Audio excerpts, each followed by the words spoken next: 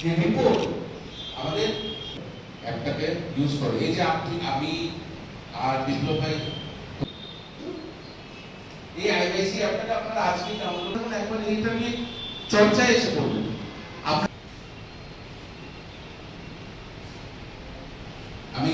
দিনের পর দিন কেটে যাচ্ছি, আমাদের যে কোনো আউটকাম আছে।